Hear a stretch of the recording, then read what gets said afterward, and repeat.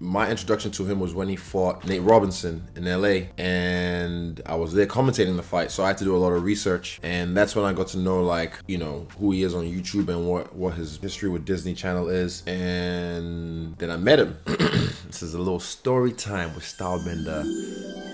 Actually, we're gonna do this thing that we used to do back in the day as kids in Nigeria. We used to do this thing before stories. So, story. And the kids say, story. Once upon a time.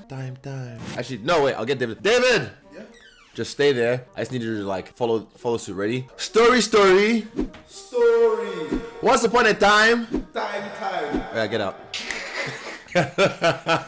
So I commentated the fight in LA, right? And then afterwards I happened to meet a lot of people. Then I run into Snoop Dogg, and we ended up in some VIP box, empty in Staples Center, and we started smoking weed. And that's one of those things where you just tick off the bucket list, I guess, because everyone wants to smoke weed with Snoop Dogg. Who doesn't? Obviously I'm baked. I'm like super high. And I get on the shuttle back to the hotel. I didn't realize this, but as I step out of the hotel, there's all these cameras there. I'm like, oh fuck. And I'm like lit, not crazy baked or super high or anything, but also of the experience, because hell, I just watched Mike Tyson fight Roy Jones. Oh, like live.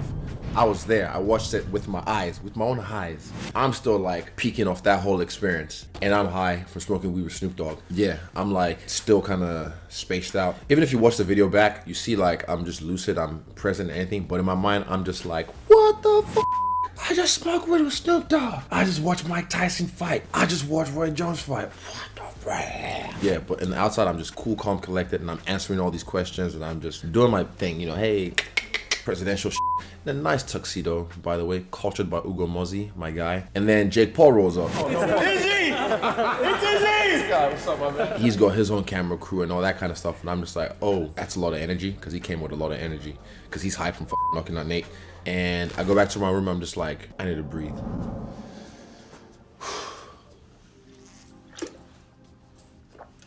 What is life? My life really is a movie, man. I'm telling you, you don't even know. I mean, like, think about it. If you're me, and I'm gonna say if you're me as like Stylebender, the UFC fighter, man, champion. But if you're me, just as Izzy, a regular kid who's just a fan, you watch Mike Tyson and Roy Jones fight in front of your eyes, and you commentated it. Then you just managed to be walking around Staples Center, and then you run into Snoop Dogg, and you hang out with him, and then you smoke weed with him while you're hanging out with him. And then out of nowhere, when you're getting off the bus, you get bombarded with cameras, and then Jake Paul rolls up full of energy from knocking out Nate, and then he's got his own camera crew, and then he invites you to this after party. Yeah, so that was just like a whole crescendo of experiences that when I got to my room, I just had to like, whoa, what is this? Just so, and also little things in between, by the way, like watching Wiz Khalifa perform, YG, just right there. It's like a little private con. Watch Snoop Dogg perform. So like all these little things as well, like in between that were just like making it peak moments, like things that people dream of doing, and I'm just like living it. Oh yeah, the after party.